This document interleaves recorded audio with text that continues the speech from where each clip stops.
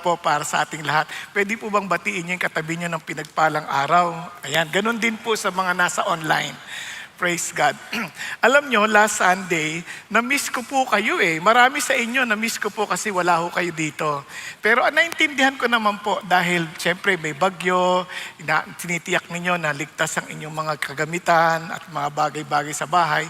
Pero meron po ako isi-share sa inyo na huwag nyo sana ikagagalit. Ano ho. Alam nyo ho, ang Christians, we are called to be on the front line. Pagka may mga ganyang bagyo, mayroon po mga lalo po tayong magtipon-tipon to pray and to protect our country. Now, hindi ko kayo pinipersa dyan. I just want to share this with you. Kasi just for example, last Sunday po, napakabuti po ng Diyos. Hindi po sa pagmamalaki or to take any glory, but always to give back all the glory to Jesus. Kasi nung time po na nagpe-pray ho kami rito, last Sunday, before the message, I normally preach agad kasi may nag-pray naman na yung MC, So nagpe-pray naman kami sa likod. Pero doon sa pagkakataon na yon, God impressed upon my heart to pray, to lead again the prayer. And alam niyo, sa lahat naman po ng panalangin, pwede naman sanang sabihin, Lord, ilihis niyo yung bagyo patungong South China Sea, mga ganyan. South China Sea naman eh. O West Philippine Sea, para gusto nyo. Di ba? Pwede naman yung ganun sabihin ilihis mo. Pwede naman sabihin, Lord, pahinain mo. Pero sa lahat naman po na ilalagay ng kataga ng Diyos sa bibig ko, Lord, basagin po ninyo yung mata ng bagyo. And true enough, siguro nung umuwi na po kami sa bahay, medyo late na rin po kasi kami nakakauwi pagkatapos ng 6 o'clock service. Tapos po siguro bago ako makatulog, nagpray ulit ako. And I thank the Lord God has given me peace. Sa 6 o'clock din na po nagpray kasi may peace na ako, sinagot na ng Diyos yung prayer natin eh. Nung 11, nakatulog na ako, nagising ako dahil nag-alarm ho yung NDRMCC. Ganun, di ba? Basta ganon. Hindi ko na masadong kabisado. Basta National Disaster Something Council. So, nag-alarm. At ang una ko nakita sa balita, na binasag ng Sierra Madre ang mata ng bagyo. Sa lahat ng salita, ba't naman yun ang gagamitin mo? Binasag, di ba? So, okay. Nagpuri na ako sa Panginoon, nag-worship ako kasi talagang sobrang thankful ako that how God answered our prayers, how the Lord protected the Philippines, and I really praise God for that. Ngayon, ito ang problema. Paglipas ng mga ilang oras, may mga nagte-text, buti na lang, nandiyan si Sierra Madre, buti na lang, may tayong Guardian of Luzon, ganun, Nalungkot ako kasi kung alam ng mga mananampalataya that we prayed even before, all glory must be given only to God. Amen po? Hindi ho sa Madre na si Sierra, kundi kay Lord na may gawa ho ng lahat ng bagay. Ngayon, ito po ngayon. Kaya ho, we need to keep on praying for our country. Alam niyo yung gulo na nararanasan ho natin? Huwag na tayo magsisihan, yung leaders, ganito. Ang pinakamalaking problema natin, the Christians have forgotten the calling that God has given us. Tingnan niyo sa 1 Timothy chapter 2. 1 Timothy 2. Wala ho to sa slides ko eh. Gusto ko lang i-share to sa inyo kasi feel ko po yung burden sa puso ko na nakakalimutan ho natin yung ating role. 1 Timothy. Kung may Bible po kayo, pwede niyong tingnan. Kung wala naman, nagtitinda ako sa labas. Joke lang, wala akong pet. Hindi po ako nagtitinda. Baka gamitin na naman ho na masasamang loob yun, aking sinabi. Tingnan niyo po ang sabi niya. First of all, then I urge that entreaties and prayers and petitions and thanksgiving be made on behalf of all men. Sino inutusan dito? Us, Christians. And sabi niya, for kings and all who are in authority, so that we may lead a godliness, so that we may lead a tranquil and quiet life in all godliness and dignity. This is good and acceptable in the sight of sight of God, our Savior. Napansin niyo po? Kanino ito hinahamon? Us, Christians. In fact, yung panalangin ho natin to allow the kingdom of God to operate in our country, sa atin yun pinagbilin. Kaya nga sabi ng Bible, Thy kingdom come, Thy will be done on earth as it is in heaven. Yun ang nakakalimutan na ng ibang mga mananampalataya. We're not here just to listen. We're here as a body of Christ, as a guardian of this land. Kaya ang gulo-gulo ho natin. Di ba, may turuan yan. Ikaw, ako, lahat naman may problema. Tayo pa rin. Iba na naman ang naisip nyo. Saldi ko naman. Hindi yun. Tayo. Hindi ako Bicol. Tayo may problema. Huwag na tayo magturuan. Kasi tayo yung inatasan ng Diyos to pray, to guard our country with our knees. We are the warriors of this land. Kaya nga ho, nung tinanong ko bagyo, anong gagawin nyo? May worship ba? Bakit natin aalisin? Yung mga nagbabalita ng masama, nandun sa frontline ng bagyo tayo tagapagbalita ng mabuting balita. Dapat tayong nasa frontline. Amen? Pakisabi mo sa katabi mo huwag tayo magtago pag panahon ng bagyo, lalo tayo magtipon-tipon to pray. Amen po? Paano naman kung delikado, kung bahay ka ito na ang pinakamagandang evacuation center so far. Di ba? Ganda-ganda, safe aircon pa. Ayaw nyo pa ba yan? Di ba? Kaya wag tayo masyadong matakot. Paano yung mga gamit namin? Alam nyo, nandun kayo o wala. Pag yan kinuha ng Diyos, tanggal yan. Kaya it is in vain, sabi nga naman, the labor of man, unless the Lord guards the city. Di ba? The labor of man will be, or the guard watching the city is in vain. Nakuha ninyo? Ang Diyos lang nagpoprotekta sa atin. Alright? Sige po. Hindi yan ang ating topic. Pasensya na kayo, nadala ako. Pero kasi gusto ko lang pong iwan sa inyo isang paalala. Baka nakakalimutan natin. Kasi madalas ang tukso dumarating pag may bagyo. Diyan nakakalimutan natin kung sino tayo. Let us never forget who we are. We are the guardian of this city, for we are the salt and light of the world. Lahat ng kaguluhan na to, huwag nyo sisira ibang tao, tayo yan. Tayo mga Christians, we are not responsible enough to guard our city well. Amen? Now, kaya ho napaka-importante itong ating topic, no other gospel. Alam niyo po ba sa China, masusurprise po kayo. Sa China, meron pong isang kumpanya na ang tawag po ay pretend to work company. Pretend to work company. Anong ibig sabihin yan? Dahil napaka-tough ng economy sa kanila, marami sa kanila walang trabaho. So ang gagawin nila, papasok sila sa kumpanyang ito, may desk, meron kompletong gamit, pero hindi totoong kumpanya yan. Kunwari lang silang employee. Everyone is fake. Then they had to pay at least $5 para po papasok sila, magagamit nila yung facilities as if totoo silang empleyado at nagkakaroon din sila ng fake na parang camaraderie among themselves bilang mga trabahante. Nagkakaroon sila ng fake environment ng pagiging empleyado, at least mukha silang nagtatrabaho. Di ba? So some, ginagawa nila doon habang nag-a-apply na rin lang naman sila, dyan na lang nila ginagawa para mukha rin silang empleyado. Hindi nakakahiya na wala silang pinapasukan.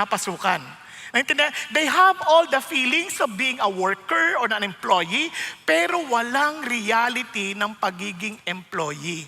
And alam niyo po ba, to so many Christians, ganyan din ang sitwasyon. In the postmodern era or the post-Christian era, ganyan din po. They have the form of fellowship in a nice building, a form of having Bible studies, studying the scripture, they have a form of camaraderie among brethren. Pero in reality, very hollow. Kasi po, makikita nyo, because they have no commitment for the things of God. When everything is fair, good. Pag very challenging na, makikita nyo na kung sino na yung kanyang priority. Para huyang toothpaste. Sa labas, ang ganda-ganda. Malalaman mo pag na-pressure na. Pag pinisil mo na, malalaman mo ang lumalabas. Kapag itim yung loob, itim ang lalabas, no matter what you do. Alam niyo yan. Kunyari, ang ganda-ganda ng tao, no? Linis-linis. Apakan mo yan o gulatin mo. Ay, puwet ng kabayo. Alam mo na, ang laman ng puso niya, puro puwet ng kabayo. Naintindihan niyo? Hello? Lalabas at lalabas kasi out of the abundance of the heart, the mouth speaks. Kahit ang ganda-ganda niyan, minsan, praise the Lord, hallelujah, gulatin mo, lalabas ko ano yung katotohanan. Doon lalabas, kaya sabi nga nila, crisis does not make a man. It only shows what man is made of. Ganun din po, kaya napaka-importante nito because the moment we receive a wrong gospel, it will not help us to be not over this not only economic challenges, kundi lalong-lalo na sa spiritual challenges at sa challenges ng totoong buhay. Bakit? Kasi without life, the real life in us, hindi tayo makakatawid sa hamon ng buhay kasi walang buhay. Nakakadiyan. Remember, Christianity is about Jesus, the very life. Kaya yung gulo ng mundo, lalong nakikita yung ningning ng ating pong pagkabuhay at ng pagkabuhay ni Jesus sa atin. Yung dilim sa paligid natin, lalong nagniningning ang liwanag.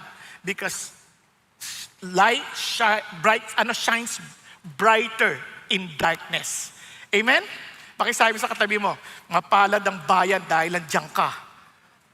Yun ay hindi ka kukurap-kurap na liwanag. Kasi kung kukurap-kurap ka, tiyak ko, kurap ang paligid. Nagkakaninihan? Kaya ho, malaki ho ang ating pananagutan sa Panginoon Diyos. Now listen to this. Kaya naman, sinasabi natin that there is no other gospel. And praise God, dahil sinulat ng Diyos ang Galatia, and I'm encouraging you kasi we started our series last week. Panoorin niyo po yung video kasi sayang po, dahil kailangan nyo 29. Tandaan niyo when the letter or the book of Galatians was written, it was only 15 or 20 years away from the resurrection of Jesus Christ. Can you imagine? At that time, pinasok na sila ng mga false gospels. Kaya na lang, buti na lang inalaw yun ng Diyos kasi Paul had to write ulit. Ito yung gospel. Bakit yung ito yung gospel. Sinulat niya ng mabuti to make it very clear to everyone, ito yung gospel. Para kung sakali man, tayong lahat, maybe to some of us, we are not that expert yet. Wala naman talaga expert, pero hindi din tayo masyado pang maalam sa scripture. At hindi natin mabasa agad, hindi natin ma-check.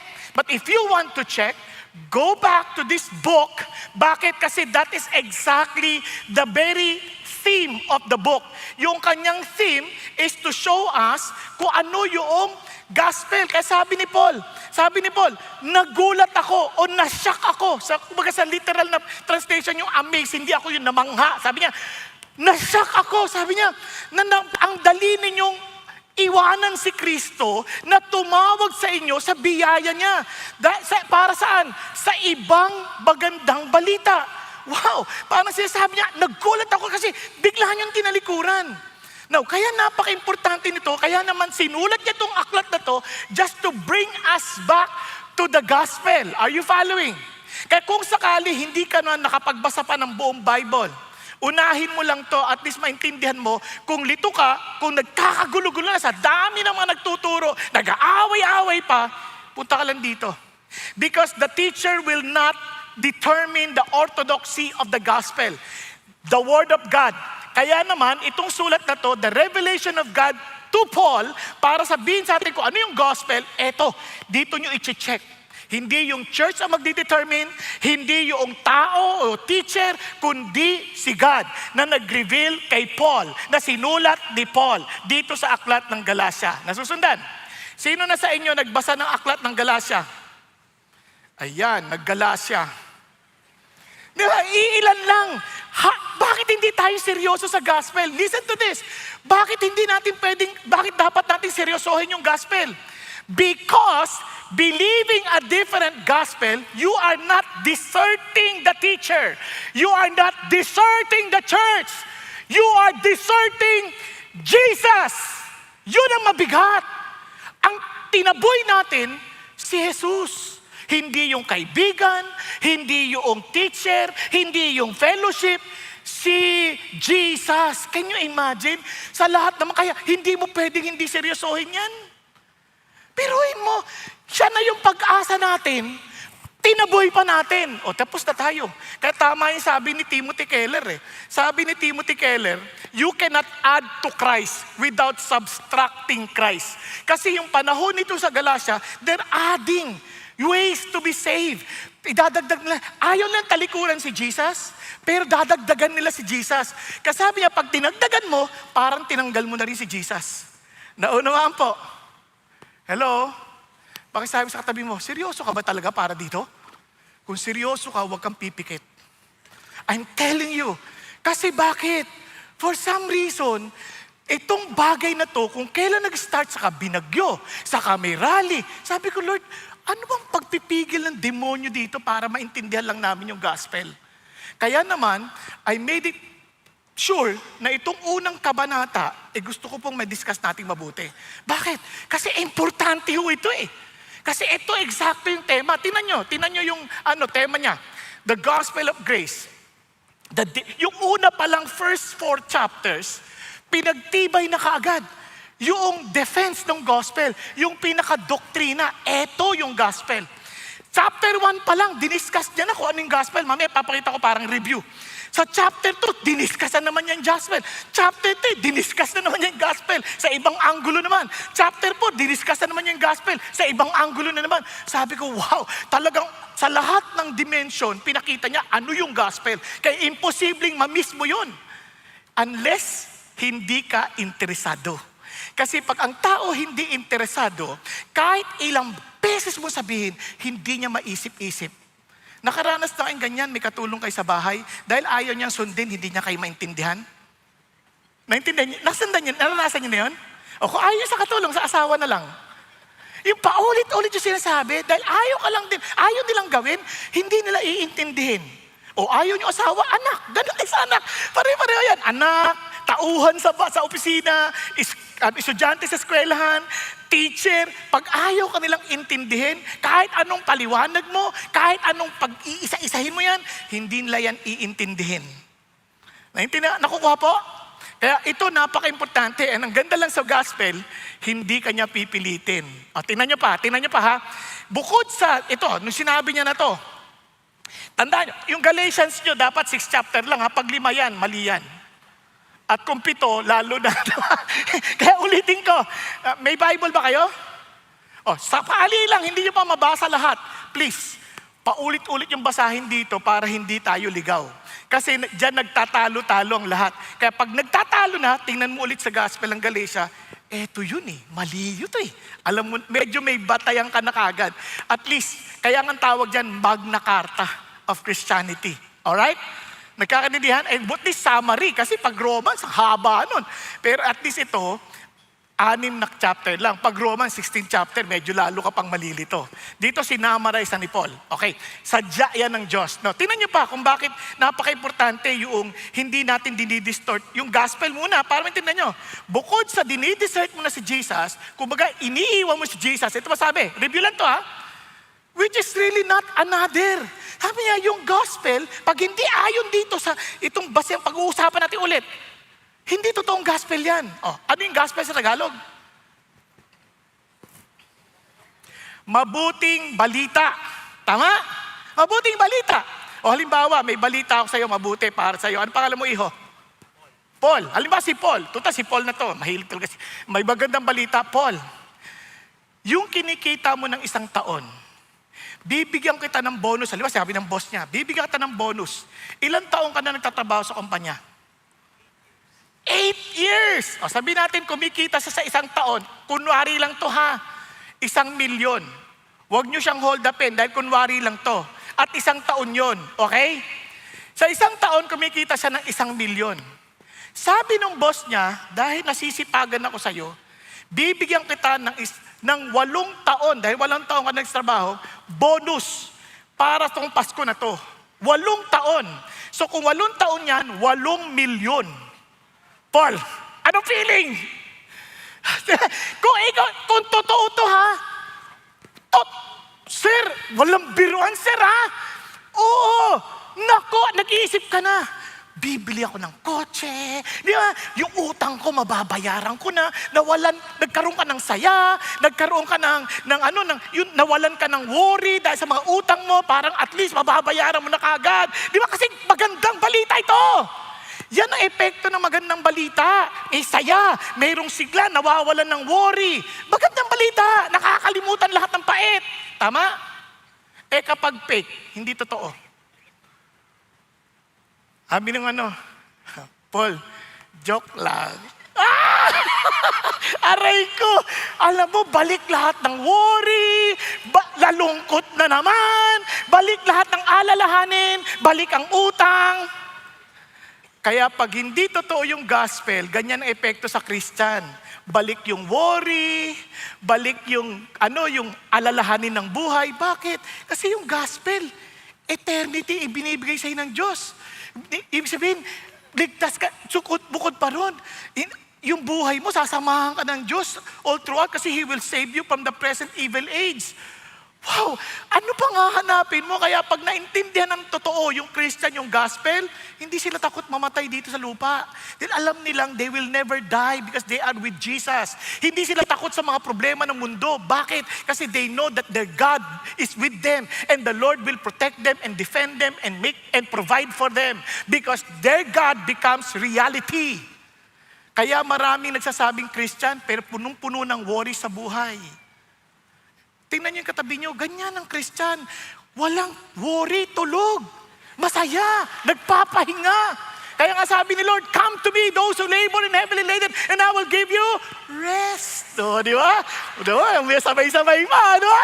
Alam mong rested eh. Kaya ang sarap ng tulog eh. Kaya ganyan ang Christian. Hindi yung parang aligaga, hindi mapakali, hindi maintindihan ano kayo nangyayari na sa rally, ano na kayo nangyayari. No, huwag niyo intindihin yun. Ang intindihin ninyo, teka muna, anong pinagagawa ng Diyos sa akin? Naunawaan? Okay, balik na tayo dito. No, hindi lang yun. Ito ka nakakalungkot, kaya huwag niyong babaliwalay ng gospel. Sinumpa daw. Ang sino mang nagturo ng iba, maging si Paul, hindi niya pwedeng palitan yun. Hindi, maging ang anghel, magpakita man yung anghel, supernatural, hindi niya pwedeng palitan yung gospel. Ganun kayo, kasi pagkakasumpain ang nagturo at nagsabi ng ibang gospel na binanggit at pinakita na ng Diyos. Na sinabi na ni Paul nung una pa man at maging ng ibang mga alagad. Hindi mo pwedeng baguhin. Maging si Paul, di niya pwedeng baguhin. Yung anghel niya. Kaya pag may nagpakitang anghel at ibang sinasabi, huwag kayo basta magpapaniwala. Kasi iba-ibang anghel eh. May anghel na nalaglag. Di ba? Kaya nga, sabi nga nung lalaki, alam mo, ikaw ang anghel ng buhay ko. O, di ba? Ba't mo pinumura at gustong sapakin? Kasi nalaglag mula sa langit. Nakita niyo na, ang tawag dyan, fallen angel. Pero, biro yan, pero may katotohanan yan. Kaya, ano yung gospel? Alam nyo, dahil sa sobrang init ni Paul, sa inis niya, sa mga nanloloko, kasi sino ba naman hindi maiinis sa mga manloloko? Kawawa yung buhay ng ibang tao. Yung eternity nila at stake, di ba? Anong ginawa ni Paul? Simula pa lang, nagtuturo na ng gospel. Unang mga talata pa lang. Tignan nyo naman, Paul, an apostle, sabi niya, sent not from men nor through the agency of men, but through Jesus Christ, God the Father, who raised Him from the dead.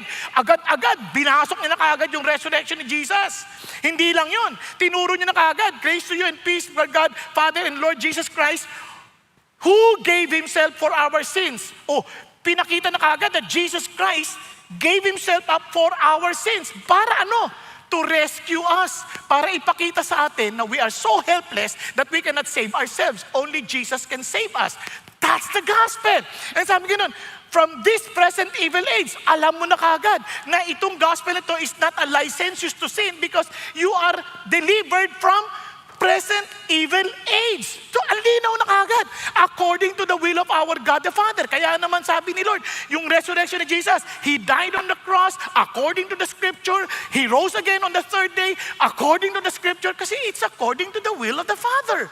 Hindi pa pwedeng basta namatay lang na isilya elektrika, hindi siya. Bakit? Kasi hindi naman siya hindi naman siya, kumbaga, hindi siya namatay sa krus according to the scripture. No, hindi rin pwedeng na ipanganak sa ibang lugar kasi He must be born in Bethlehem. Hindi pwedeng Davao or Pangasinan or Pampanga or wherever. Hindi pwede. Isa lang. Nakuha ninyo? Kaya doon pa lang maliwanag na kagad. And kaya lahat ng glory sa Kanya. Why? Because we're too helpless to save ourselves. Ano sinasabi ng gospel? We're too bad that we cannot even save ourselves. But God is too good that He provided the solution to save us from our sins. Nagkakaintindihan? Hindi ka ba natutuwa niyan? Diba? Pag-isipan ninyo. Sino dito yung pagod ng gusto magbago, hindi naman kaya magbago? Kasi inalipin tayo ng kasalanan eh. Naranasan niyo na po ba yan? Pero, yung gospel nagbibigay ng kapangyarihan to say no to ungodliness. Sa totoo lang, maraming lalaki na nandaya sa asawa, ayaw naman nila yun eh. Hindi naman ako naniniwalang gusto nila yun mula pa sa simula. Ayaw naman nila yun eh. Wala lang silang kapangyarihan paglapit na isang babae. Hello. Hindi na kaya. Ay, ano nangyari? Hindi na kaya. Kasi gumanon eh. Nanghina na. Ay, nalambot na yung lalaki. Wala nang kakayanan. Hinawakan lang sa balikat. Kamusta po kayo, sir? Pero kung may kapangyarihan ng Diyos, lumayo ka sa akin. Di ba? Kung hindi man, ako tatakbo. Meron siyang lakas mula sa Panginoon para tumakbo. O, naintindihan? Hello? Bakit? Kasi yun ang nature ng gospel. Eh. Kaya marami naman babae, ayaw naman nilang bungangaan ng asawang lalaki. Kasi pero pag alam nila yung kapangyarihan ng gospel, pag bubungangaan na, Panginoon, tulungan mo ako. Napapapray eh. Tapos biglang nagiging mahinahon. Hindi yung tuloy-tuloy na mukhang tigre, tapos nagiging pusa, nagiging leon, di ba? Hanggang sa magiging Dracula, at nagiging buhaya.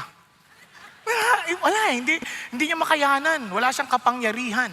Pero with the gospel, may power from the Spirit of God na makakatakbo ka in prayer and say, God, lead me not into temptation, but deliver me from evil. Hindi ko sinasabi magiging perfect, but the mere fact that he can run to, makikita niya yung struggle na nandoon, pero nakakatakbo because there is power from above. Nakakaintindihan? Kahit doon mo maintindihan, eto yun eh. We cannot do it on our own. Pero God provided a solution. Kaya ngayon, mapapansin nyo, ngayon mga common na gospel na marami pa dito, mamaya ipapakita. Pero dito, ano yung mga common na narin natin? Yung kumbaga, kung totoong Christian ka, tanggapin mo si Jesus, hindi i-reject si Jesus. Dadagdagan lang. Yun ang problema. Dadagdagan mo lang. O, tanggapin mo si Jesus, pero dapat ganito ka magdamit. Dapat ganito buhok mo. Dapat ganito ang ginagawa mo. Ganito ka kumain. Ang tawag diyan mga legalistic. Nakuha? Kailangan gawin mo to, magdadagdag ka. Kailangan dagdagan mo to, gawin mo tong ritual na to, kailangan. Nakakalimutan lang, hindi ganun ang gospel. Ang gospel, si Jesus lang, wala ka idadagdag. Now, iba naman, sumobra naman. Si Jesus na, pero gawin mo na gusto mo. Yun yung licentious gospel. Gawin mo na yung gusto mo, magkasala ka, pinatawad ka na ni Jesus. Hindi totoo yun. Kasi ang sinabi ni Jesus, to rescue us from our sins and from this present evil age. Kung ni-rescue ka niya, ba't ka mananatili doon? Kaya nga naging masaya tayo kasi alam niyo bang yung kasalanan, yan ang nakakapagod sa atin. Yun ang nakakasira ng buhay natin. Nakakapagod ata na sa kasalanan. Kasi ang kasalanan masyado makasarili. You're always thinking about yourself. Nakakapagod yun. Gusto niyo subukan maging malungkot kayo sa buhay? Isipin niyo lang sarili niyo. Huwag niyo isipin ibang tao. Titiyakin ko kayo, hindi kayo magiging masaya. Pag may nagkikwentuhan, ako, mas maganda kwento ko dyan. Yan, ganyan gawin mo. Makikita mo, lulungkot at lulungkot ka. Kaya lahat ng entitled na tao, lahat ng laging self-centered, yan ang mga malulungkot sa mundo. Hindi nyo ba nabansin kahit ang daming mga malulungkot ngayon? Kasi dati, kahit na hindi pa makasalanan, kahit makasalanan, tinuturo yung maging mapagbigay sa tao. Yun lang sa bus, pinauupo yung mga matatanda, yung mga babae, pinauupo. Ngayon, manigas ka. Sumakay ka eh. Ganun na. Iba na ngayon. Dati, pagka pinaupo, thank you. Ngayon, ba't ngayon lang? Galit pa! Kaya wala na, hindi na siya lalo masaya eh. Di ba? Lalo lumulungkot ang buhay nila. Kasi nga, nagiging selfish. Now, ito pa, prosperity. Ngayon, kumakalat na yan eh. Parang sinasabi lang, kung hindi ka yayaman at hindi ka lagi kang may sakit, hindi ka Christian. Eh, yun ang masama. Ang totoo niyan, pwede naman kang yumaman na Christian ka, okay naman yun, pero hindi mo idadagdag para maligtas ka. Kailangan yumaman ka para tiyak na Christian ka. Hindi ganon. No, lalo na yung success gospel na parang kapag itong gospel na to, kailangan magtatagumpay ka. Paano kung hindi ka nagtagumpay? Kasi you are being persecuted. Di ba? Because of your belief in Christ, tinatanggal ka. O paano gagawin mo? Kaya sa gospel, ang totoo, the power is from within. Na talagang binibigay ng Diyos yan. Kaya no matter the circumstances, masasabi mo, I can do all things through Christ who strengthens me. Walang pinipili. May mayaman o mahirap ang sitwasyon, masaya ka. Amen po? Yun ang gospel ng sinasabi ni Paul. Pero isa-isa natin, huwag kayong magalala. Yung malala, universalist gospel. Ang universalist gospel, lahat maliligtas. Hindi mo na kailangan mag-repent. Nagbayad na si God. Hindi totoo yan. Hindi yan. Kasi kung totoo yan, bakit pa tayo inutusang mag-preach ng gospel? Para isave ang iba. Nakuha ninyo? Kasi desisyon yan kung tatanggapin mo yung gospel o yung magandang balita o tatanggihan mo. May choice tayong lahat. Para kayong nanood, halimbawa, nanood kayo ng mga video nagkakalat ngayon, saldi ko. Nasa sa inyo yun, kung papakinggan nyo, paniniwala kayo o hindi. Pero kung matalino kayo, sa lahat ng bagay, hindi kayo agad nagpapaniwala. Pinag-iisipan nyo muna. Hindi sa kumakampi kayo kung kanino, kasi hanggat hindi nako-cross-examine, sabi ng Bible, parang totoo. Nakuha ninyo? Kaya pag kayo rin, ikwinento sa ibang tao, huwag din sila dapat magpapaniwala. Dapat kailangan i-cross-examine muna. Lahat ng bagay ganun. Huwag kayong basta mag-excited. Ay, grabe! Ay, grabe! Wala na. Paglalaruan na yung ating mga emosyon. Dapat, Lord, kung totoo man ito o hindi, turuan mo kung anong dapat kong gawin. Okay tayo? Ulitin ko walang kampihan Si Lord ang kakampi natin dito. Kasi wala naman yung leader dyan. Subukan nyo lang. Ilang beses tayo nagpalit. Wala namang pagbabago. Napansin nyo ba yan? Naalala nyo yung mga panahon-panahon. Ewan ko, inabot nyo yun. Tama na, sobra na, palitan na. Pinaltan naman. Ano nangyari? Dumilim ang bansa. Dumilim! Nung panahon na yun, nung dumilim, may gera pa nun. Gera ng alala mo, Iraq tsaka Amerika. Pag dumaan ng eroplano ng Amerika, pag dumaan ng eroplano ng Iraq, ganun Yung dumaan ng eroplano ng Pilipinas, kore. Kawawa! Kawawa! Wala naman nangyari. Kawawa, parang kaya yung nagkaroon ng bumagsak sa ibang lugar yung bomba kasi ganyan, kawawa Di ba, naintindihan nyo? Nagpalit-palit na marami ng beses. Huwag natin ituloy pa iba, baka sabihin lang, ng insulto na ako. Pero what I'm trying to say is this, alin ang di nagbago? Tayo pa rin. Umiihi pa rin kahit saan. Pag iihi na, saan ang CR? Ay, may poste. Tinalo pa yung aso Tumaas lang okay na. Walang ganon. Wala, hindi. Nagtatapon ng basura kahit saan. Paano aayos ang bansa? Walang totoong gospel na pipigil sa atin. Di ba? Sabi, bakit kasi hindi ko na kaya Nakakita ka ba ng babaeng hindi na kaya? Basta umihi na lang sa poste?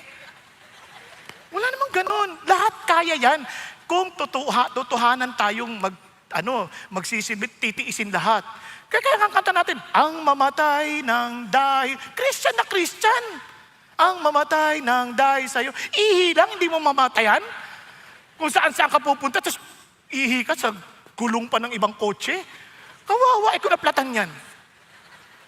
Kawawa. Wala tayong pagmamahal sa kapwa. Naintindihan? Kaya alam na natin malayo. Kaya anong gagawin natin? Ngayon, etong lahat ng to, pag ang gospel, binawasan mo, dinagdagan mo ng rituales, dinagdagan mo ng kung ano-ano, hindi yung gospel. Walang pwedeng idagdag, walang pwedeng ibawas. Kasi napakaraming reliyon, pero iisa lang ang gospel. Nagkakandidihan. Kaya anong gagawin natin? Defend the gospel with your life. If you truly understand the gospel, dapat tayuan mo ito ng iyong buhay. Hindi ka makikipagtalo, hindi ka makikipagdebate, hindi makikipag-away, hindi yun ang ibig sabihin.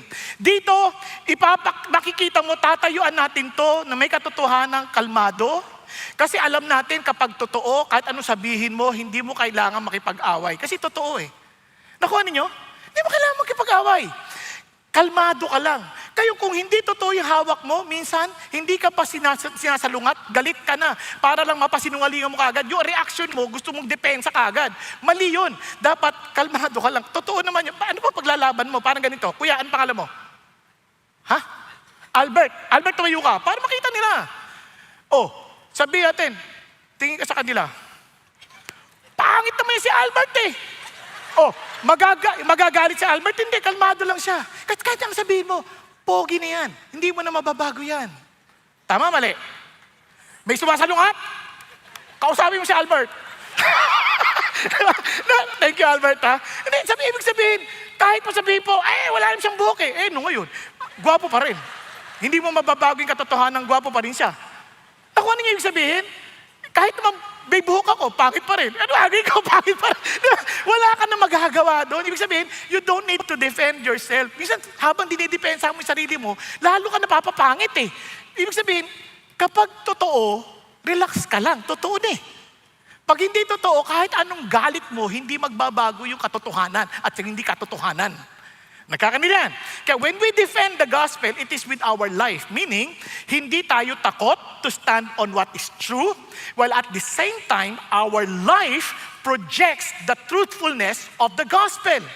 Now, just in case our life is inconsistent, hindi pa rin mababago yung katotohanan. Bakit? Because the gospel is dependent on Jesus, not on us. Nagkakaintindihan tayo? But if you want to enjoy the beauty of the gospel, dapat tayo mismo will proclaim it not only with our words, but with our life. And sa totoo lang, yan pa rin talaga mangyayari. Tingnan natin. Dito sa chapter 2, merong 3 major issues na dinil si Paul. Yung compromise ni Cephas, si Peter, yung clarity ng gospel, in-explain niya, at yung conviction dapat ng believers. Now, anong gagawin natin dito? Tandaan niyo yung word, compromise, clarity, conviction. Doon tayo mag-focus, okay? Bakit? Pag dinipensa natin yung gospel, dapat we need to understand the compromise we must resist. Hindi laging masamang mag-compromise, but the compromise na dapat natin tanggihan. And the clarity we must protect. Are you following? And the conviction we must live. Yan ang ipamumuhay natin. So let's start. Compromise that we must resist. Remember the word, compromise. Ito yung kompromiso kung if we are to defend the gospel with our life, ito yung dapat nating tanggihan. Kasi in this life, whether we like it or not, we compromise through pressure. Pag na-pressure na tayo ng kamag-anak, na-pressure na tayo ng ating tradisyon, na-pressure na tayo ng ating customs, na-pressure na tayo ng kaibigan, there is a great tendency for us to compromise. Are you following? Kaya nga, itong importante, tingnan nyo sa verse 1 to 10, ha? Sabi niya dito, then after an interval of 14 years, 14 years, mula nung natanggap ni Paul, after 14 years, I went up again. Kasi nagpunta na siya sa chapter 1, nagpunta na siya sa Jerusalem. Nakausap niya si Cephas for 15 days. Naalala ninyo? Yung mga nandito. At yung hindi pa niya napanood, panoorin niyo na lang last week. Now, 15 days, basahin niyo rin sa chapter 1. Tapos, ano mang nangyari? Doon, bumalik na naman siya. This time with Barnabas at kasama si Tito. Okay po? Now, tingnan niyo nangyari. It was because of a revelation that I went up, that I submitted to them the gospel which I preached among the Gentiles. Pero, sabi niya, ginawa ko to ng pribado para kasama ang mga kilala na sa takot ko na tumatakbo ko at tumakbo ko nang walang saysay. Can you imagine? 14 years you've been ministering to people after receiving the gospel. Tapos napag-usapan nyo na to before, ngayon, babalik ka na naman. Bakit? Si Paul, na napakatapang, biglang natakot. Natakot saan? Na masayang yung ginagawa ko. Kaya I need to check again with them. Tingnan niyo mabuti ha. May revelation ka na sa Diyos. If you have the revelation from God, sino pang pwedeng sumalungat sa'yo? Pero hindi yan guarantee na kapag meron kang revelation sa Diyos, walang confirmation sa tao. Kaya yung unang mga alagad ni Kristo, tulad nila Pedro, nila James, o nakagani si John, sila nakasama ni Jesus. Imposibleng magpakita at magsabi ang Diyos ng salungat sa sinabi niya sa pamamagitan ni Kristo Jesus sa kanyang unang mga alagad. So doon, may check mo. Tama ba? Hello? Nandiyan ba kayo? So, doon niya maintindihan na wag lang, nagpakita ang Diyos, gumagawa siya ng himala. Totoo yan. Hindi pwedeng sumalungat yan doon sa talagang mismong sinabi rin ng Panginoon. It must be aligned. Andiyan pa kayo? Now, pag tinignan niyo mabuti, bakit ngayon ka lang bumalik? 14 years ang inantay mo. Bakit? Diba? Bakit? Kailangan mag-usap tayo ng pribado. Bakit? Alam nyo, Pag-isipan niyo mabuti. Ito yung mga bagay na pag nagbabasa kayo, nagtatanong kayo, kinakausap niyo talaga ang Lord, Lord, bakit na nangyari ito? Sa unang tingin, kasi natatakot si Paul, baka mali yung kanyang tinuturo. Not necessarily. Kasi nung una, nag-usap na sila eh. Sa chapter 1, nag-usap na sila ni Cephas eh. Ang totoo niyan, ganito, nagkasundo na tayo. Kanya lang, mayroong mga maling turo na baka hinahayaan ninyo. Kaya gusto ko rin malaman, faithful pa rin ba kayo doon sa gospel? Kung faithful ako, dapat faithful din kayo. Kung faithful kayo, dapat faithful din ako. Tama ba? Kaya mag-uusap tayo. Ano pa rin ba tayo? Agree pa rin ba tayo dito? Kasi kapag hindi, magulo to. Yung lahat ng pinagtrabahuan kong magbiministeryo sa mga hentil na hindi Hudyo, walang kwenta.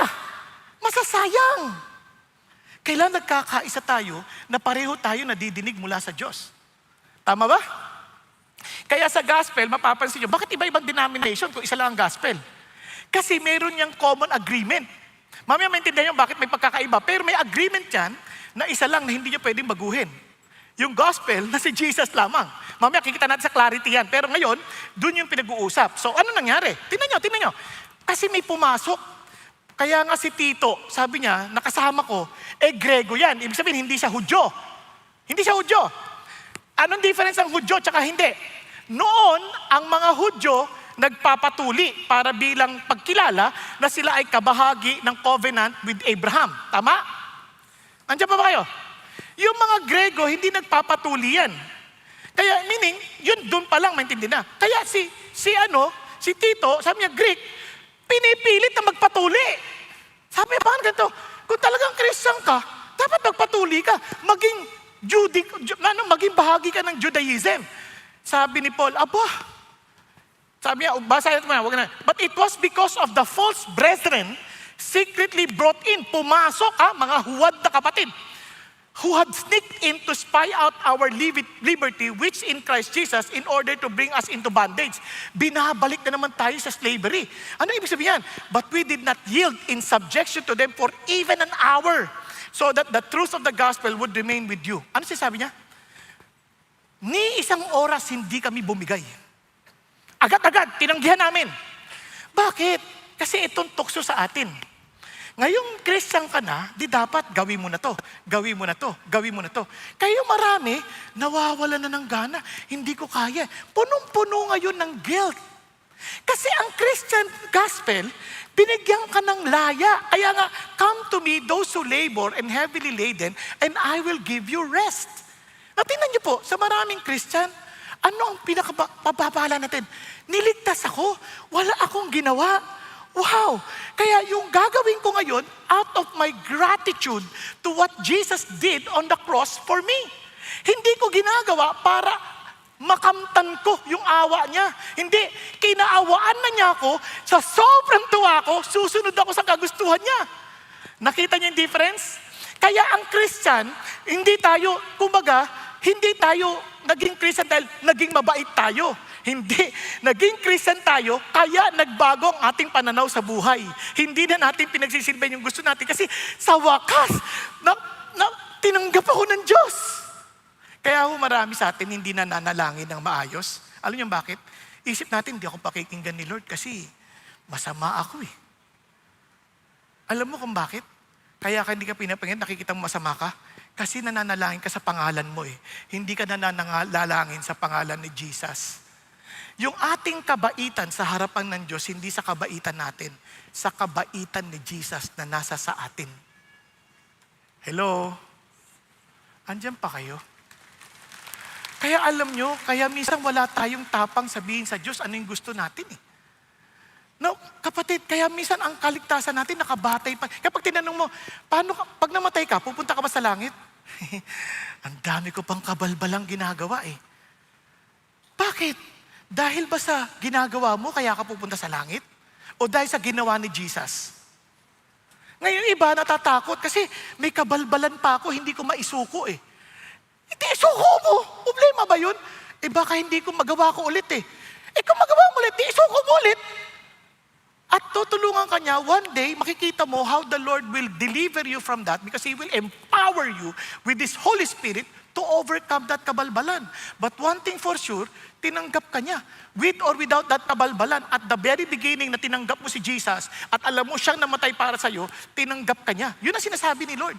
Wala ka nang idadagdag dyan. Yung pagbabago, siya pa rin ang kikilos para sa'yo. Tutulungan ka niya para magbago. Kaya may mga, pinipilit ko nga maging mabuti. Huwag mong pilitin.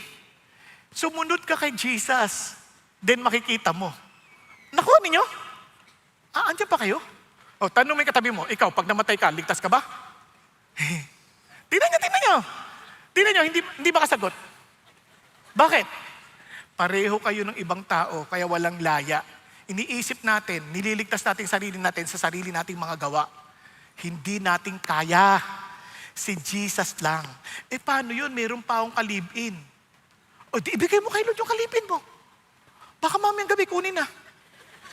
Hindi, ibig sabihin palayain ka na. Hindi mo alam, may mangyayari. Katulad nung isang nangyari, no?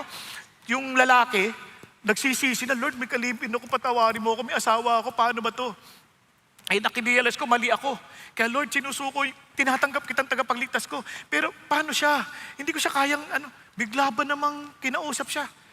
Out of the blue, sabi ng babae, mamili ka, ako o si Jesus. Ganun ba naman? Sabi niya, siyempre si Jesus. Kalimutan mo na ako. Siyempre, paalam na. Paalam na, aking mahal. Ay, hirap isipin. Di ba? Kahit anong ganun nangyari, pasensya na. Mas mahal ko si Jesus kaysa sa iyo eh. Mahal kita, kanya lang. Si Jesus, mas mahal ko eh.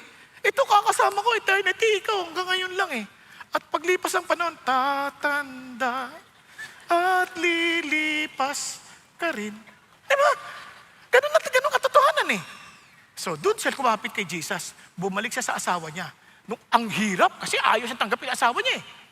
Pero bandang huli, sa awa ng Panginoon, tinanggap din siya ng asawa niya. Ngayon, together again. Napaayos sila. Nakakatuwa. Kasi si God buhay eh. Nakuha ninyo? Kaya yun ang sinasabi ng Lord. Sabi niya, huwag kayo magpasakop sa kahit isang oras, ayaw namin magpaalipin ulit. Kasi doon tayo, kaya tayo may takot. Doon nagkaroon tayo ng emotional freedom. Yung iba nga guilty. Ayoko na mag-Christian kasi naninigarilyo pa ako eh. Hindi ko kayang tanggalin yung paninigarilyo ko eh. Bakit? Hindi naman yung paninigarilyo mo magdadala sa langit. Si Jesus, di bigay mo sa Lord, Lord, tulungan mo naman ako. Sabi mo, tatanggalin mo to eh. O, di relax ka lang, matatanggal din yan. Paano? Relax ka lang. Isang araw, mababaltaan lang, may cancer ka na sa baga. O, tanggal na. Lord, tanggal na. O, di answered prayer ka na. Di ba? At uuwi ka na sa Lord. O, di ba? Mabilis pa, may usok pa. Ganun. Ang daming paraan ng Diyos. Relax ka lang.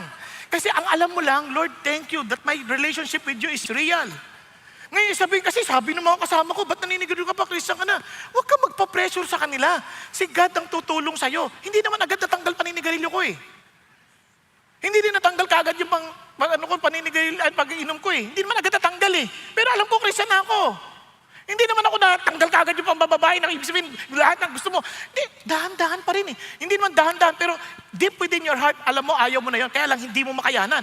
Pero ang Diyos, bibigyan ka ng kapangyarihan as you grow in your relationship with Him, bigla kang pinakakawalan. Kaya ang sarap ng pakiramdam mo na, alam ko, mahal ako ni Jesus. Alam ko, I belong to Jesus. Not because I'm good, but simply because He is good. Nakakatindihan? Kaya relax ka, dapa ka, bangon ka ulit. Yun ang sabi ng Lord eh. Kasi ligtas ka na eh. Hawak-hawak ka niya eh. Kaya relax ka lang. Huwag mong madaliin lahat ng bagay. Kasi si God, nag-ooperate, dinadahan-dahan ka rin niyang ayusin. Pero bago ka nang nilalang, kaya meron ng direksyon na patugo doon. Naunawaan po? So tuloy tayo dito. But from those who were of high reputation, what they were makes no difference to me. God shows no partiality. Well, those who were of reputation contributed nothing to me. Nung nag-usap kami, wala na silang naidagdag. We have the same gospel. Then, on the contrary, seeing that I've been entrusted with the gospel to the uncircumcised, just as Peter had been to the circumcised. Tingnan nyo ha, So whoever effectually worked for Peter in his apostleship to the circumcised, effectually worked for me also to the Gentiles. Yun, biglang naintindihan nila. Okay, hindi natin kailangan magtalo dito. Alam natin the gospel is Jesus Christ. Ngayon, si Peter, ang focus niya sa mga circumcised, sa mga Hudyo. Obviously, he cannot go against agad-agad kakomprente yung mga Hudyo. You minister to them, but same gospel.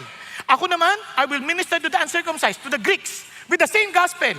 Kaya maraming denomination, may kanya-kanyang reach yan, hindi pare-parehas.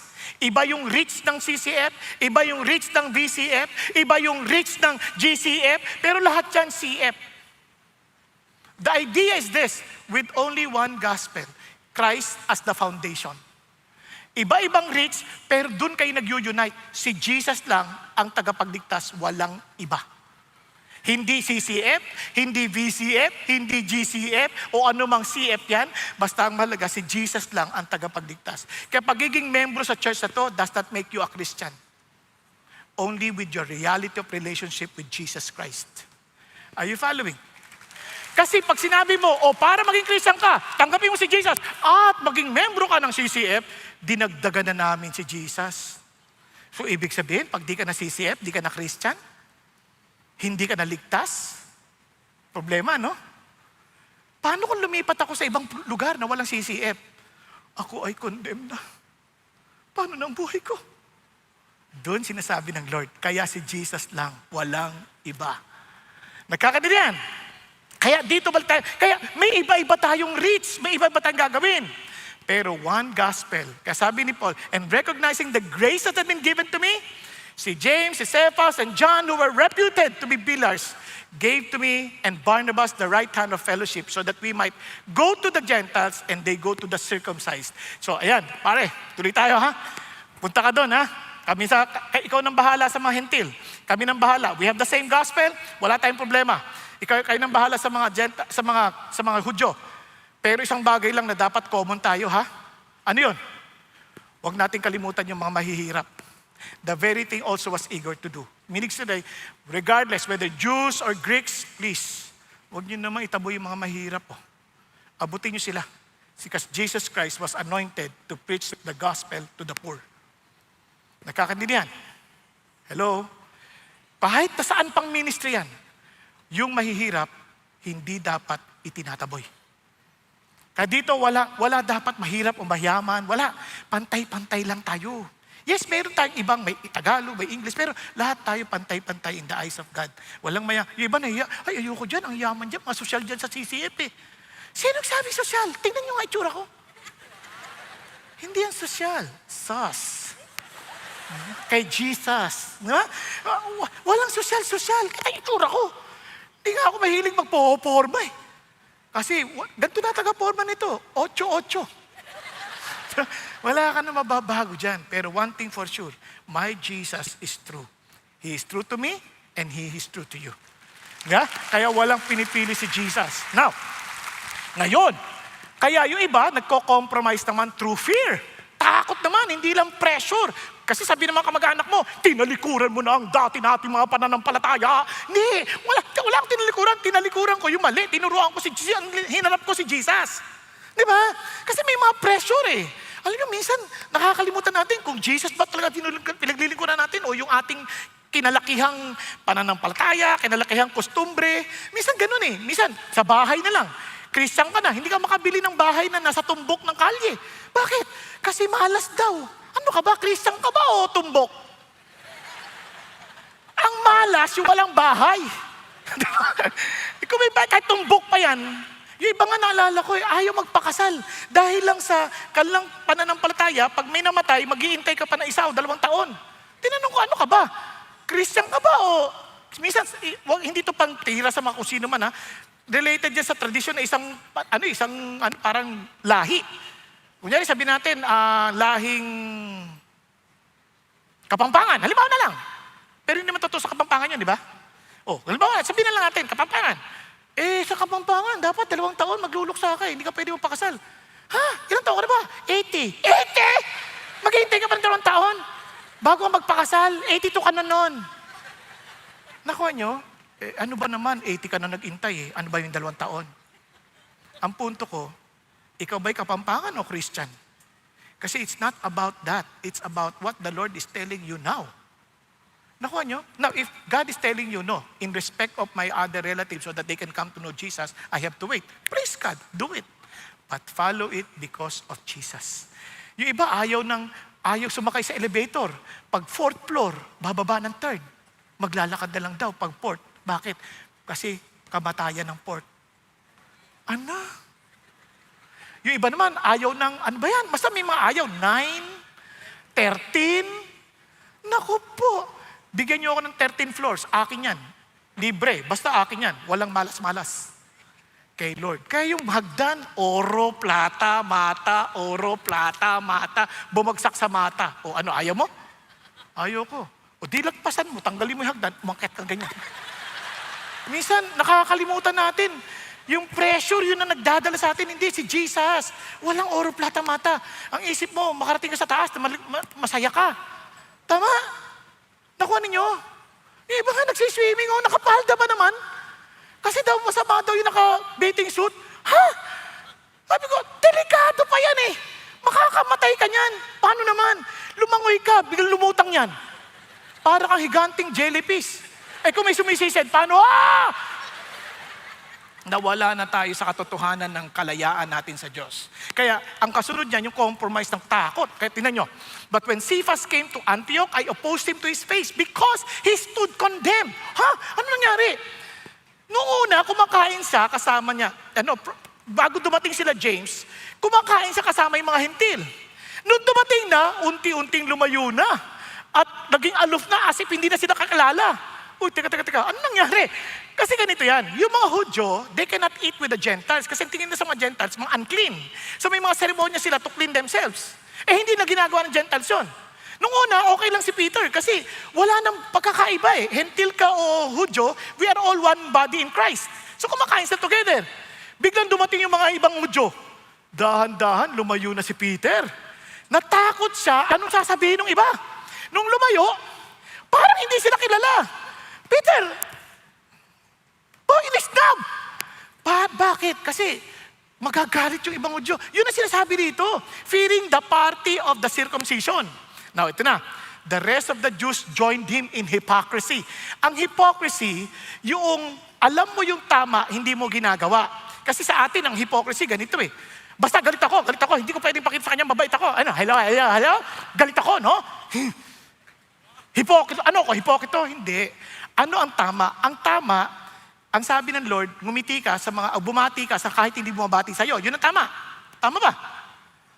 Anong hypocrisy? Na hindi kang ngumingiti dahil galit ka sa kanya. Hipokrito ka. Hindi ayokong ngumiti kasi masama loob ko eh. Ano ko? Hipokrito? You see the difference? Yung hipokrito, hindi mo ginagawa yung pinasasabi ng Diyos na alam mo. Hello? Naintindihan? Okay ba tayo dyan? Para nakatulala kayo Kaya pag hindi kayo nagpapatawad, hipokrito kayo kasi alam nyo, dapat magpatawad. Tama? Yung hindi dapat kayo natutulog habang service, hipokrito kayo. Tutulog kayo, kasi alam nyo tamang hindi natutulog eh.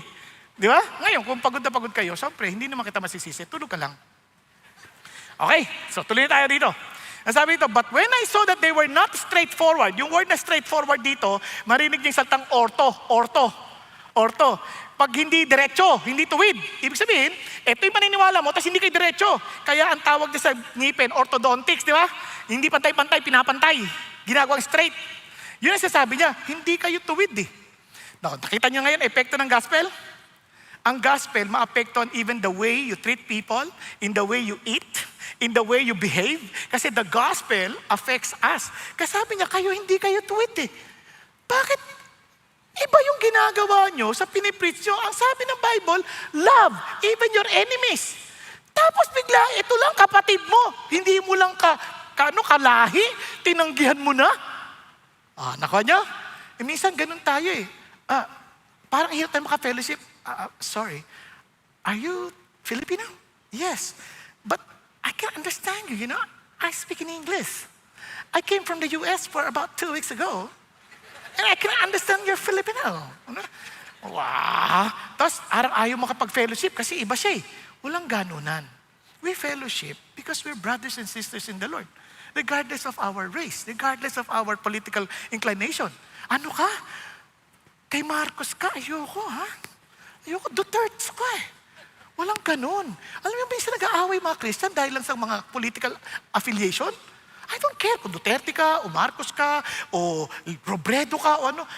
Basta tayo Christian, wag tayo mag-away sa mga ganyan. Minsan, pag-eleksyon, hindi na, cancel, magkakaibigan, Christian. Dahil lang sa, alam nyo, kung nagtatalo, tumataas na yung tensyon. Tahimik na kayo. Mag-pray na kayo kasi ang Diyos mamimili ng leader. Kung ang conviction mo galing sa Diyos, yun ang iboto mo, edi iboto mo, huwag mo nang awayin yung kapatid mo, alang-alang sa ganyan. Alangan, preference lang yan eh. Kung ayaw mo ng pinakbet, gusto niya kari-kari, huwag na kayo mag-away. Kainin nyo na lang pareho yung talong. Pareho may talong naman yun eh. Nakuha niyo ibig sabihin? Huwag nyo na pagtalunan pa yung hindi kayo parehas. Nakuha po? Kasi minsan ganun pa yung ating gulo eh. Huwag na. Mag-focus tayo sa pinagagawa ni Jesus sa atin. Kaya nga ito, bakit ngayon pipilitin mo yung mga hintil, nagiging Hudyo, magpapatuloy sila, kayo nga hindi nyo kayang bumaba sa kalang level eh. Kaya tatandaan nyo ang Christianity, it transcends race, it transcends preference, it transcends culture, it transcends our political affiliation. Lagpas na tayo dyan. Because we focus on one thing, the kingdom of God. Kakaintindihan? Kaya tingnan nyo, balik tayo dito. Kaya sabi nga nito, ang ganda, if approval means more to us than Christ, compromise begins. Kapag lagi nakasentro sa atin, alam nyo na, magkokompromiso na tayo. Bibigay tayo at bibigay. Kasi ang focus natin nasa ating sarili. Kaya ano sinasabi ng Diyos? Dapat ang focus na si Jesus. Yan ang mga tao katulad nito. Si Bonhoeffer noong panahon ng Nazi.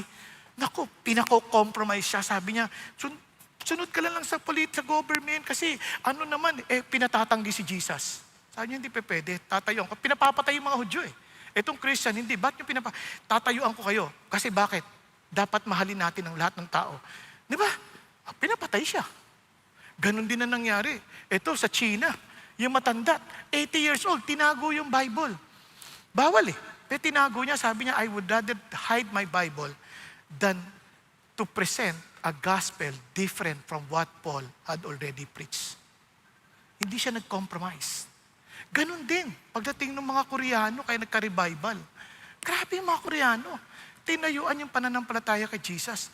They never compromised. Kahit na against yung relatives, against yung mga kababayan, tumayo sila. And they were willing to die for what they believe in because they defended the gospel with their life. Minsan, pag sinabi, Christian ka?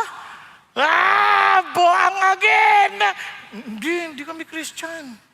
Ano? Wala yun. Saan ka galing? Bible study, no? Hindi. Discussion lang. Bakit? Ba't ka natakot? Hindi ba totoo yung ginagawa natin? Ba't ka ba natakot? Remember, we have the power of the living God. Amen? Kaya never ever compromise. Now, let's deal with this. Sabi niya, kaya may clarity. Kailangan i-clarify natin ano ba yung gospel. Pasensya na kayo ha. 7 o'clock tayo matatapos ngayon eh. Sabi niya, ito yung dapat natin protektahan. Tingnan nyo, sabi ni Paul, kami Hudyo na at mga makasalanan din among the Gentiles. Hudyo na kami. We have the law. Tuloy pa natin. Nevertheless, kahit alam namin, sabi niya, yung tao hindi mapapawalang sala dahil sumunod kami sa batas. Alam namin yung batas. But ngunit sa pamamagitan lamang ng pananampalataya kay Kristo Jesus. Kahit kami, Hudyo na, naniniwala na kay Kristo Jesus, doon lang kami mapapawalang sala sa pamamagitan ng pananampalataya kay Kristo. Hindi dahil sa pagsunod namin sa law. Dahil ang pagsunod sa law, hindi mapapawalan sana ang sino man. Yun ang sinasabi ni Paul. Hudyo na kami. Kami nakatanggap ng covenant. Kami nakatanggap ng law. Batid namin na hindi namin maligtas sarili namin.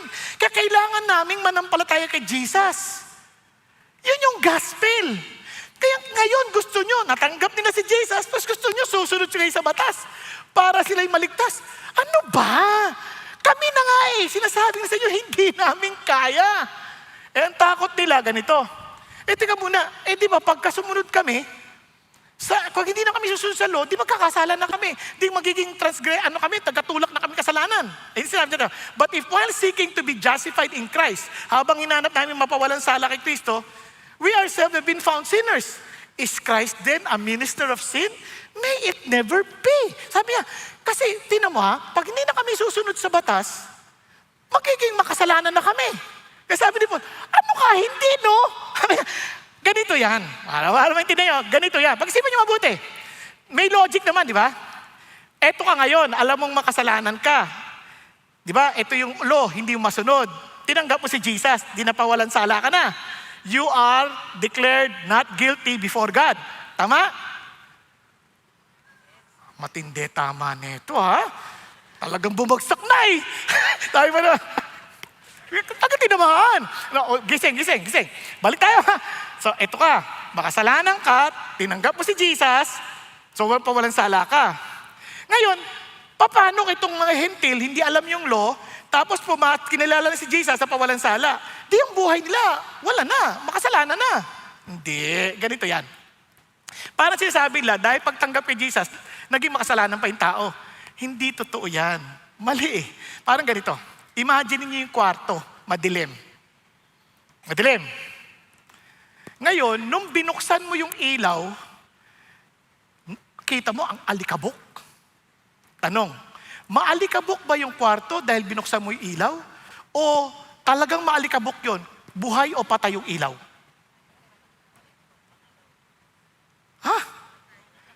Patay o buhay? Tulog o gising? Pare-pareho tayong makasalanan. Kaya yung biyaya ng Diyos, nung binigay sa atin, it doesn't make us sinners.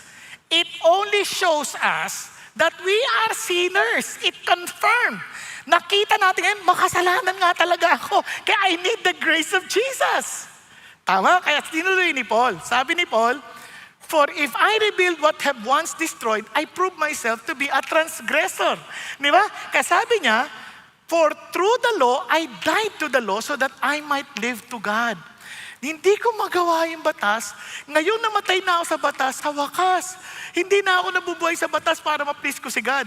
Na-please ko na si God, mabubuhay na ako para sa Kanya. Kumbaga, hindi mo na kailangan sabihin sa akin ano ayaw niya. Kasi close na kami. Alam ko na ayaw niya. Tuloy ko, dahil ayoko masira yung pagmamahalan naming dalawa, hindi ko gagawin anything that will displease Him. Nakuha ninyo? Hindi yung law. Yung law, nagpakita lang na marumi tayo. Ngayon, nalinis na ako. Nako, alam ko na kung ano malinis. Praise Jesus. Ayoko na marumihan pa ulit. Kayo ba, pagkatapos yung maligo, gusto nyo ba magpakarumi na naman? Di ba, kung nag-exercise ka na, pawis ka, tapos naligo ka na, ayaw mo na magpawis ulit. Kung pwede lang, paypay ka ng paypay na, di ba? Kasi nga, alam mo na what it means sa pawis. Iba na amoy. Amoy yung katabi mo. Walang pawis, mabango, di ba? Pag yan nagpawis mamaya, yung iba nakatulog, iba na rin ang amoy. Sorry po. Minsan katotohanan din yun. Sorry po, hindi ko sinasadya. Okay, nabalik tayo dito. So anong sinasabi ni God? Kaya klaro tayo na ang gospel, nothing to do with us. It's all by believing Jesus. Dito sa chapter 2, clarify niya ano yung gospel. It is by believing Jesus that we are justified, napawalang sala sa Diyos. Kaya every time God looks at us, we are sinless because we belong to Jesus. Nakuha? Gusto niyo pa isang illustration? Pasensya na kahit mahaba. Gusto ko lang maintindihan niyo mabuti. Pasensya na kayo. Pag-isipan niyo mabuti. Halimbawa, papasok kayo sa village namin. Sa village namin, kailangan meron kang sticker ng village. Ngayon, anong pangalan mo, iho? Chris. Halimbawa to si Chris, kilalang magnanakaw. Halimbawa lang. Wala naman sa itsura niya Di ba? Ngayon, hindi yan pa, nakalagay na yung mukha niya doon, nakapaskil, magnanakaw. Ngayon, isinakay ko siya sa sakyan. Naging magkaibigan kami, bisita ko ngayon siya. Nakasakay sa sakyan ko. Habang nakasakay, siyempre paparahin. Sir, sino yung kasama nyo? Si Chris. Sir, bawal siya dito. Hindi, bisita ko siya. Kasama ko siya. Kaibigan ko siya. Ngayon, sige sir, papapasukin siya, hindi dahil mabait siya, kundi dahil kaibigan niya ako. At dahil bisita ko siya. Now, imaginein mo, inampun ko pa siya. Anak ko na. O paano? Papapasukin na siya palagi. Yun ang ating relasyon sa Diyos. Tinanggap niya na tayo. Inampun niya na tayo. Kaya welcome tayong pumunta sa kanyang bahay at sa kanyang kaharian. Nagkakaniriyan. Kaya hindi dahil mabait tayo. Bumabait tayo dahil ayaw nating masira yung relasyon natin dahil masaya tayo sa Jesus. Ayaw natin siya masasaktan. Parang anak yan. Ayaw niyang sumuway sa tatay, hindi dahil takot siya sa tatay. Ayaw niyang masaktan ng tatay dahil sobra niyang pagmamahal sa tatay. Okay? Now, tuloy tayo. Ito yung sinasabi niyang conviction. Sabi niya, I have been crucified. Etong Christianity. Sabi niya, napako na ako kasama ni Kristo. Hindi na ako ang nabubuhay, kundi si Kristo na nabubuhay sa akin. Sabi niya, ngayon, yung buhay ko ay nabubuhay ako sa pananampalataya kay Kristo. Kaya, kunyari, para maintindihan nyo lang to, para mabilis lang. Kunwari, may gusto ako. Ayaw ni Jesus. Sabi ko, Lord, gusto ko siya eh. Wag, hindi makabubuti sa iyan, masama yan. Dahil nabubuhay na ako sa pananampalataya ko kay Kristo, na ang hangad ay ikabubuti ko, susundin ko siya kahit dahil bagamat ayaw ko sanang tanggihan yung gusto ko. Pero pag sunod ko kay Kristo, doon ko malalaman, tama siya. Mabuti ang choice niya. Nagkakaintindihan tayo. Na parang ganito yan. Kunyari yung asawa ko, alam naman niya to. Noon, may iba akong nagugustuhan. Pero sabi ng Lord, siya ang gusto ko para sa'yo. Nakuha niyo? Ngayon siya ng asawa ko, masasabi ko, talagang mas mabuti talaga ang Diyos kaysa sa akin. Tama ang pili niya. Kasi mali ako. Buti na lang, sumunod ako sa Kanya. Kasi yung buhay ko, hindi na para sa akin, kundi para kay Kristo. Kaya, sino pang na-bless? Ako, dahil binigyan ako asawang angkop para sa akin. Ayos ba yan? Ganun na tayo ngayon. Marami tayong gusto. Pero mula ngayon, sabi niya, itong Kristiyanismo, and the life I now live in the flesh, I live by faith in the Son of God. Bakit? Who loved me and gave Himself for me. Namatay na nga siya sa akin para sa ikabubuti ko. Bakit naman ko tatanggihan yung gusto niya? Tiyak ako, mas alam niya yung mabuti kaysa sa akin. Okay ba yan? Kaya sa Panginoon, hindi Kanya pinagbabawalang gawin yung ginagawa mo. Ang ayaw niya, hindi yan makakabuti sa'yo. Kaya sumunod ka sa Kanya kasi yan ang essence ng Christianity. We live for Jesus. Alright? Kaya balik na naman tayo. Hindi natatapos si Paul. Ang kulit-kulit ni Paul eh. Sabi niya, I do not nullify the grace of God. For if righteousness comes through the law, then Christ died needlessly. Okay ba yun? Sabi niya, tingnan nyo. Kung naligtas tayo, kaya nating iligtas sarili natin, ba't pa namatay si Jesus sa krus? Kung kaya na pala nating maligtas sa pagsunod lang sa batas, ba't pa siya namatay? Sa totoo lang, hindi natin kayang gawin yung batas eh. Kaya nung nakaraang linggo, sinabi ko yun eh. Sample lang ko lang kayo. Sino nakakaalam sa inyo ng ikapito na utos? O, tinan nyo, hindi nyo alam? Paano kayo makakasunod? Hindi nyo memorize. Pag-isipan nyo. O, di lalo na yung pansampu. Ang hirap intindihin. Thou shall not covet your neighbor's goods, though your neighbor's wife. Anong ibig sabihin nun? Halimbawa, nagustuhan mo yung gamit ng kapitbahay mo. Halimbawa, nakakita ka. Cellphone, wow! Wow! Gusto ko yan! Parang ganon. Kahit sticker lang yan. Ngayon sabi mo, gusto ko yan, kahit wala kang pera, pinilit mo. Di baling magutom ka na. Makabili ka lang ng bagong iPhone 17. Di ba? Kasi pag ninakaw mo to, hindi na yan covet. Kupet. Di ba? Ngayon sabi, ano yung covet? Ginusto mo kahit wala kang pera to the point na hindi na nakakain yung pamilya mo, makabili ka lang. Kasalanan yun. Wala, hindi ka ba ninakaw ah? ninakawan mo yung pamilya mo. O, iba naman, nagustuhan mo yung babae sa kapitbahay mo, may asawa ka na. Naging kayo. Ano yun? Kabet. Hindi kabet. Ano yung pagnanasa? Kahit hindi yun, ginugusto mo pa rin. Pinapangarap mo siya sa gabi, sa umaga. That's still a sin. Adultery in the heart. You see now? Alam niyo ba yung murder sa Bible? Yung galit ka lang sa kapatid. Yung galit na, wala ka naman talaga ginawang galit. Ay, nakita mo lang, ayaw mo lang sa kanya. Ba't pa nandito to? Ba't nag-atin to na service? Yung isang nakita mo lang, yung mukha pa lang, naasar ka na. Yun, murder na sa Bible yun. Ilan tao na ganyan yun? Yung pag nakita nyo, asar na kay kagad, wala pa siya ginagawa. Yung parang, ba't ba ito nabuhay? Parang ganun. May mga ganun eh. Yung iba ka, amoy lang eh. Amoy lang, asar ka na eh. Murder yun sa Bible. And no murderer has eternal life. O paano tayo maliligtas? If not because of Jesus. Amen? Are you following? Kaya, balik tayo dito. Kaya, ano sinasabi ng Diyos? Listen to this. Ito ang Christianity. Let's watch this guy. And you will see how the Lord works sa Christian life. Kasi grace is not cheap. Grace is costly.